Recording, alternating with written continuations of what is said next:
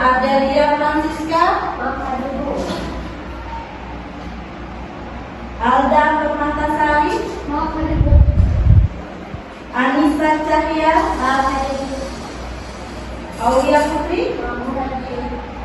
Dela Ika. Dentawi Putri. Esti Nimpias. Izin. Mana ya Esti? Oh, katanya. Suratnya ya? Gita Tri Agustin. Ngaku hadir. Oke, sebelum kita masuk ke materi hari ini, Ibu izin kalian mengingat materi yang sebelumnya. Kita belajar apa? Keanekaragaman hayati. Keanekaragaman hayati. Ada yang masih ingat pengertian keanekaragaman hayati? Oh, silakan. Keanekaragaman hayati merupakan keberagaman makhluk hidup pada semua tingkatan organisasi kehidupan. Oke, baik, masih ingat. Sekarang tadi disebutkan ada tingkatan kehidupan. Ada berapa tingkatan keanekaragaman hayati? Oh, ya, silakan. Satu, keanekaragaman hayati tingkat gen. Dua, keanekaragaman hayati tingkat jenis. Tiga, keanekaragaman hayati tingkat ekosistem. Ya, ada 3 tingkatan. Bagus, tingkat. Sekarang kita Ibu akan menampilkan gambar. Nah. Gambar apa ini, Nak? Gajah dan orang hutan. Kira-kira kondisi mereka ini kenapa ya? Mati. Gajah dan orang hutan ini kondisinya lagi mati.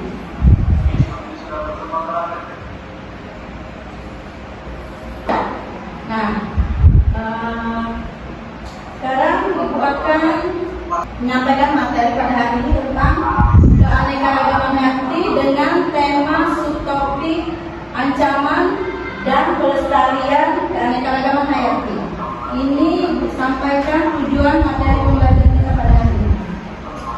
Ya, melalui kegiatan pembelajaran model problem based learning, peserta didik diharapkan mampu menganalisis ancaman kepunahan keanekaragaman hayati di Indonesia beserta upaya pelestariannya dengan menyajikan laporan dari hasil telah informasi dengan tepat. Itu tujuan kita ya, tujuan pembelajaran yang akan kita capai pada hari ini. Oke, sekarang Ibu minta kalian buka HP kalian, bahkan berikan tes awal. Tes awal, Ibu kirim linknya di WA grup kelas kita ya. Jadi Ibu, nah sudah terkirim? Silakan isi, Ibu kasih 5 menit.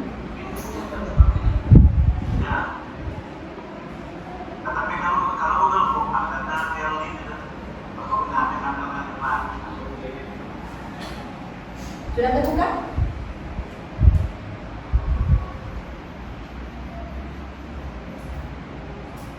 Sudah diisi kan?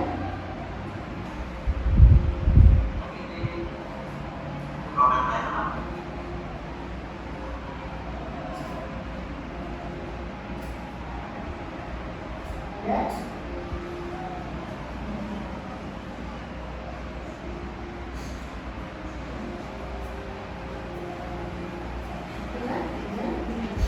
Sudah terkirim semua?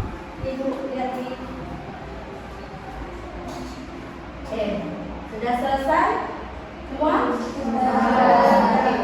Sekarang Ibu akan menayangkan video. Silakan kalian saksikan.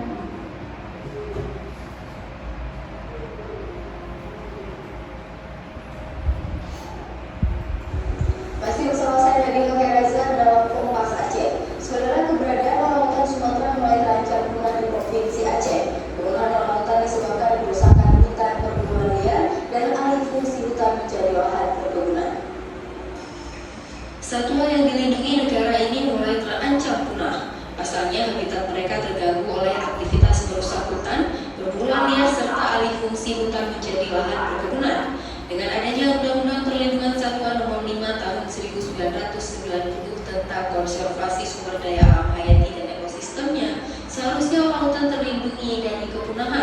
Namun, faktanya berbanding terbalik dengan keberadaan orangutan Sumatera yang kian terancam punah.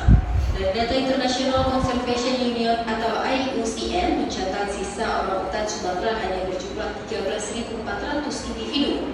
Selama ini, konflik orangutan dengan manusia kerap terjadi di beberapa wilayah, seperti di kawasan Pining, Aceh Tengah, Rawatri, Panangan Raya, serta di Subul Salam. Orangutan di daerah itu mulai terisolasi dari kawasan akibat habitat mereka menjadi kawasan perkebunan dan perburuan maupun penjualan bayi orangutan.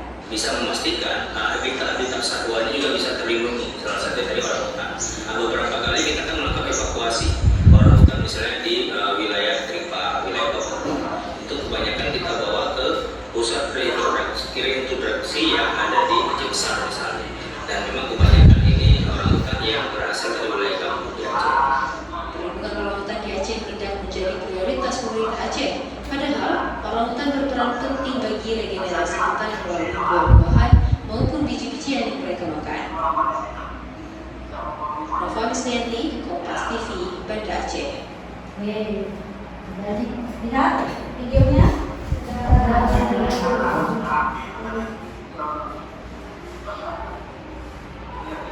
Nah, dari video ini Ibu ingin kalian membuat pertanyaan. Silakan, ada yang bisa mau bertanya? Ya, silakan. Oh ya. Mengapa orangutan di Sumatera punah? Mengapa orangutan di Sumatera punah? Ada lagi? Izin. Bagaimana cara mencegah penggunaan orangutan? Bagaimana cara mencegah penggunaan orangutan? Nah, teman-teman kalian sudah bertanya mengapa orangutan di Sumatera bisa punah dan bagaimana cara mencegahnya? Untuk itu mari kita diskusikan. Sekarang minta kalian untuk kelompok yang sudah minggu kemarin kita ya, silakan.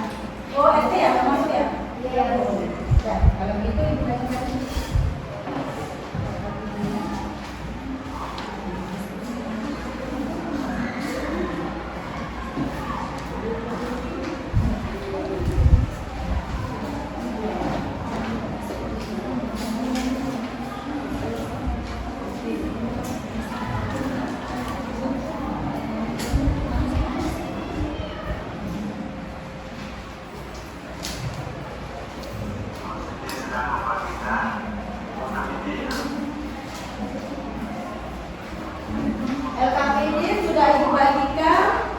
Silakan kalian berdiskusi bersama kelompok kalian, teman kalian. Apabila ada yang kurang jelas, bisa bertanya ke Ibu.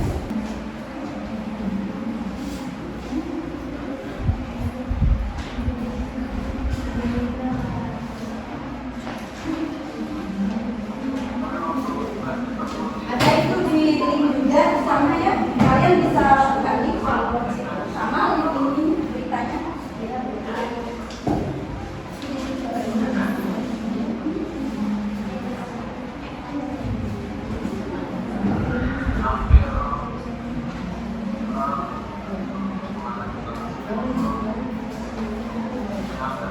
Ada yang bisa? Ada yang tidak mengerti? Ini satu.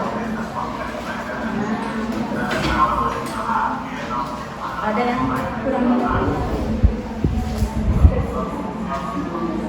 Bisa melihat di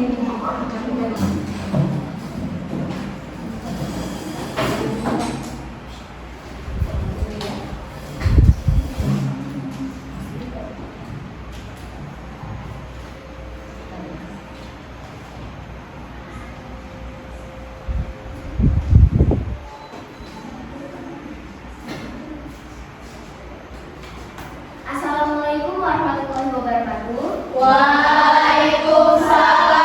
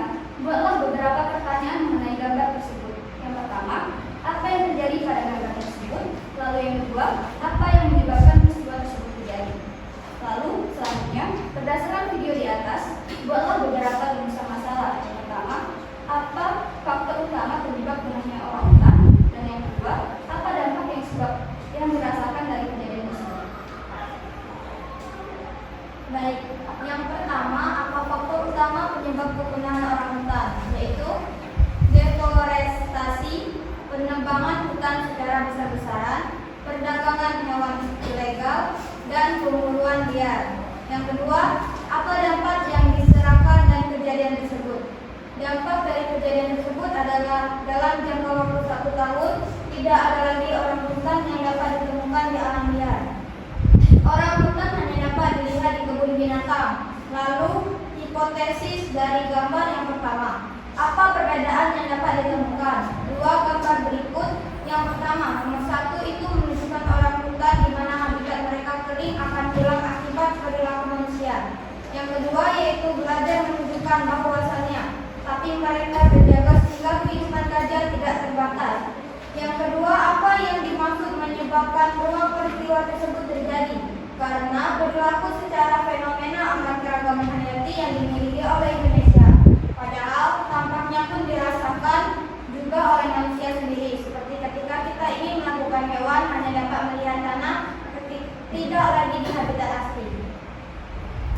Selanjutnya adalah hasil eksplorasi dari permasalahan. Yang pertama yaitu video. Yang pertama pertanyaan, apa faktor utama penyebab dari kepunahan orang hutan? Jawabannya, saat ini jumlah populasi orang hutan semakin berkurang sehingga dinyatakan sebagai hewan langka yang dilindungi pemerintah. Adapun faktor penyebab semakin berkurangnya populasi orang hutan itu, yang pertama deforestasi.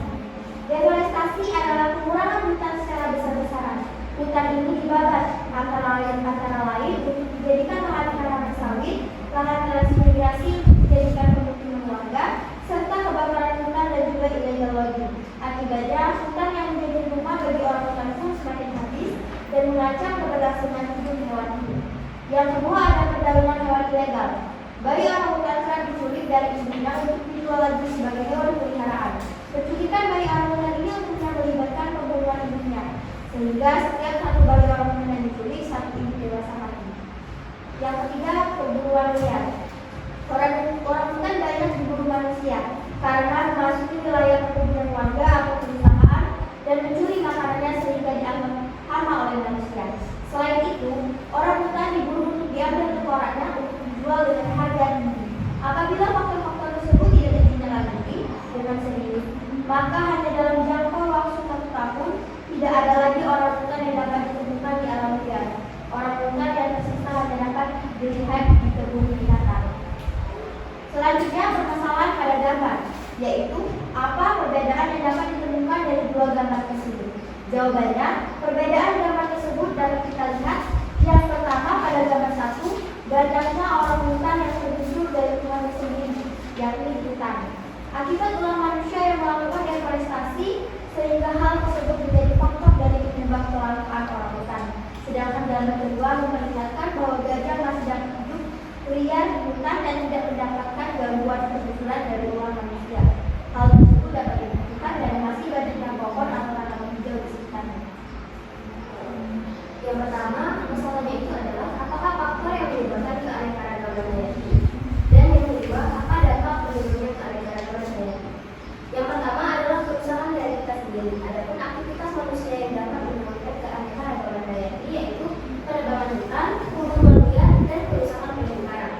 Ada pertanian monokultur yang dimana pertanian monokultur ini dapat memusnahkan tanaman sejenis yang bermanfaat. Adalah pencemaran lingkungan dari limbah pabrik untuk dominan berjiwa. Sedangkan masalah kedua mengakibatkan kehilangan spesies dan ekosistem yang penting bagi keseimbangan hidup. Jadi saya akan melanjutkan masalah kedua, yaitu yang pertama upaya pelestarian keanekaragaman hayati mengikuti 2 hal. Yang pertama yaitu melakukan pelestarian keanekaragaman hayati ex situ dan in situ. Ex situ adalah usaha pelestarian alam yang dilakukan di luar habitat aslinya, dan in situ adalah usaha pelestarian alam yang dilakukan dalam habitat aslinya. Nah, yang kedua yaitu pemanfaatan keanekaragaman hayati dan penerapan prinsip-prinsip sebagai berikut. Prinsip pertama yaitu prinsip gaya toleransi. Artinya, keanekaragaman memiliki batas tertentu sehingga tidak boleh dilanggar. Prinsip kedua, tip optimum. Artinya, semua kekayaan alam tidak boleh dimanfaatkan sampai optimum sehingga pemanfaatannya harus dibawa objek. Ancaman keanekaragaman hayati, yang pertama, hilangnya habitat. Yang kedua, pencemaran tanah, air, dan udara. Yang ketiga, perubahan iklim.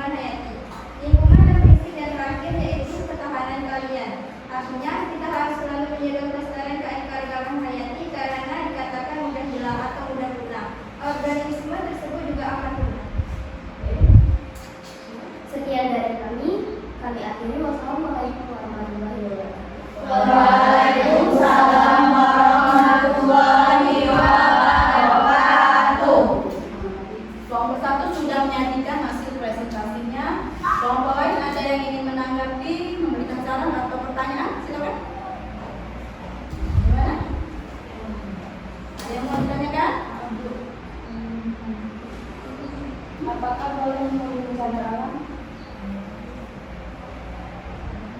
Apakah boleh mengunjungi cagar alam? Kalau Tolong dijawab silakan. untuk mengunjungi cagar alam itu diperlukan surat izin terlebih dahulu. Jadi itu tidak boleh secara bebas.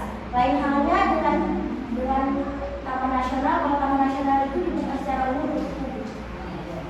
Jadi memang tidak boleh kita mengunjungi cagar alam atau suaka marga satwa karena memerlukan izin tertentu dari pihak-pihak yang punya wewenang. Yang bisa kita kunjungi itu seperti taman nasional, kebun binatang. Ada lagi? Ada lagi? Sudah pas?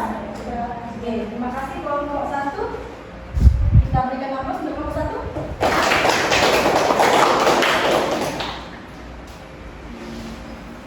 Satu sudah menyajikan hasil presentasinya. Sekarang diminta ada perwakilan kelompok yang menyimpulkan. Silakan kelompok. Siapa yang menyimpulkan? Bawa sini. Bapak tidak ya? Yang dapat saya simpulkan yaitu ada beberapa ancaman yang mengancam keanekaragaman hayati di Indonesia. Contohnya, adanya penebangan liar untuk upaya pelestariannya yaitu tebang pilih tanaman dan melakukan reboisisi, dan yang kedua itu ada kebakaran hutan untuk upaya pelestariannya yaitu tidak sembarangan dalam membakar dan tidak sembarang membuang puntung rokok. Dan yang ketiga ada perburuan liar untuk upaya pelestariannya yaitu membuat kawasan konservasi seperti suaka marga satwa dan juga taman nasional.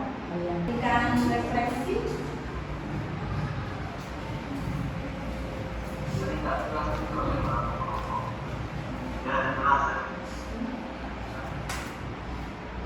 Refleksi ya.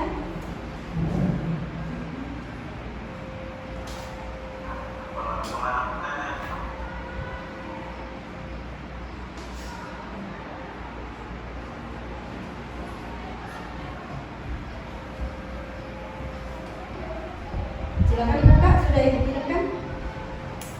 Refleksi peserta didik, silakan.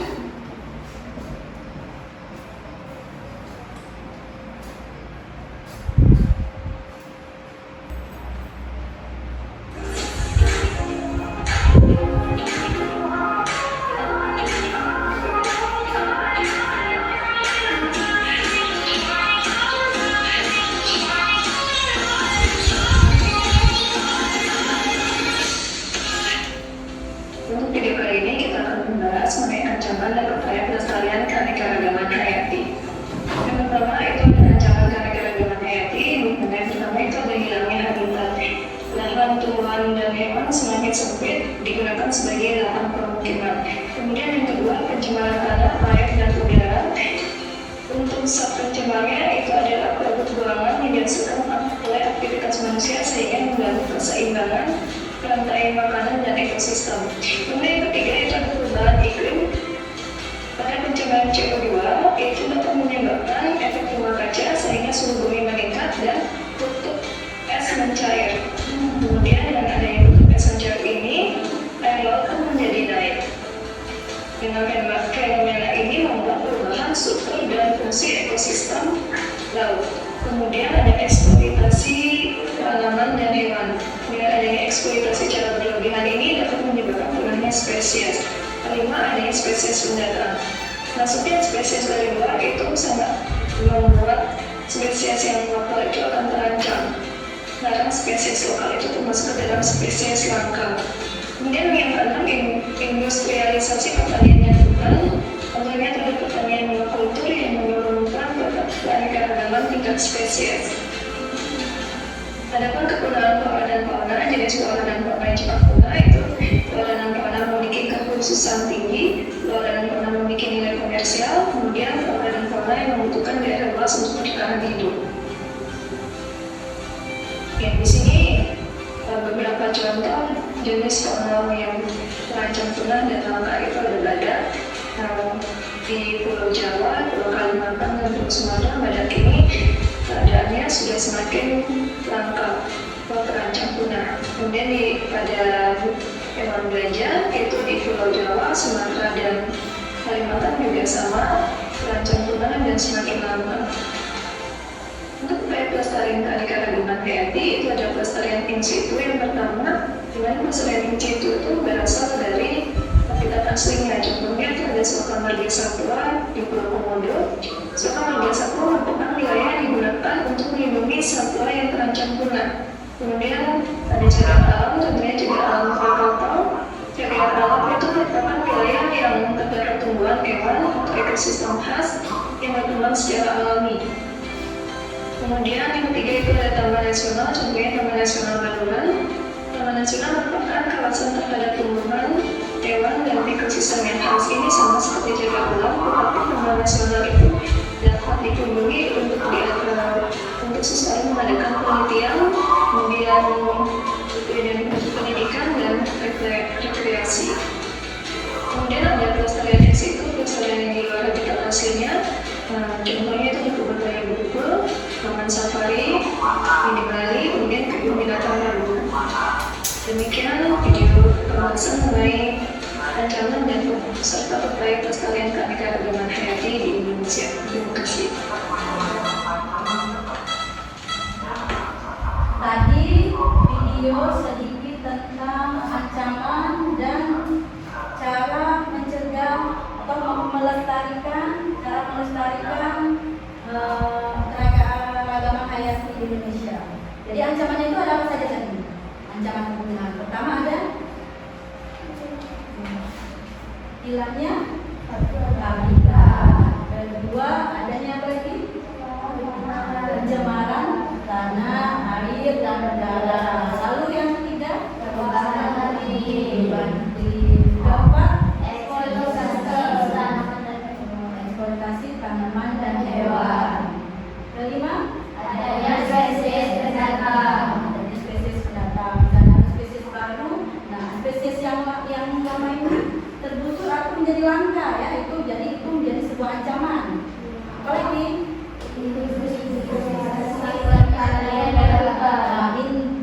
industrialisasi, adanya banyak pabrik-pabrik yang muncul, jadi tergusurnya keanekaragaman hayati, apalagi yang ada di Indonesia.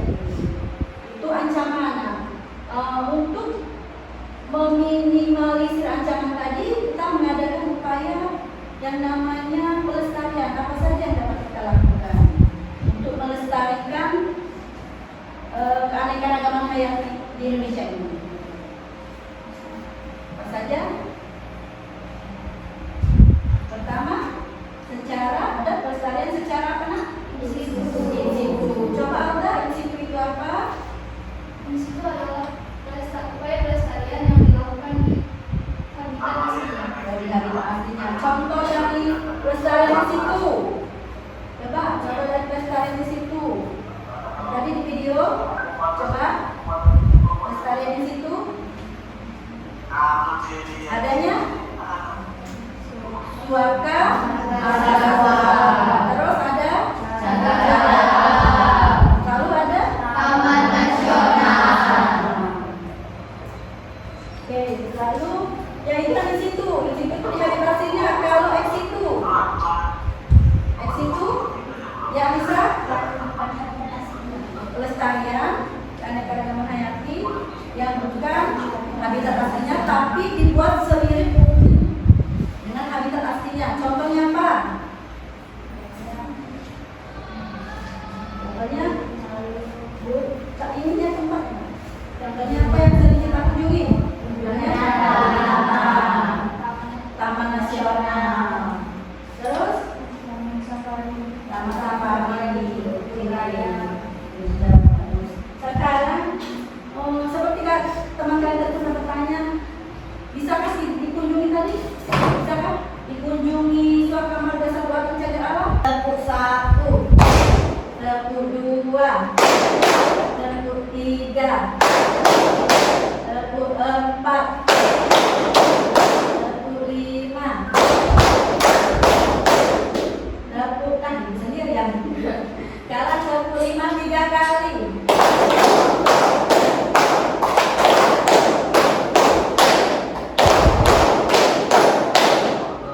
Sudah relax?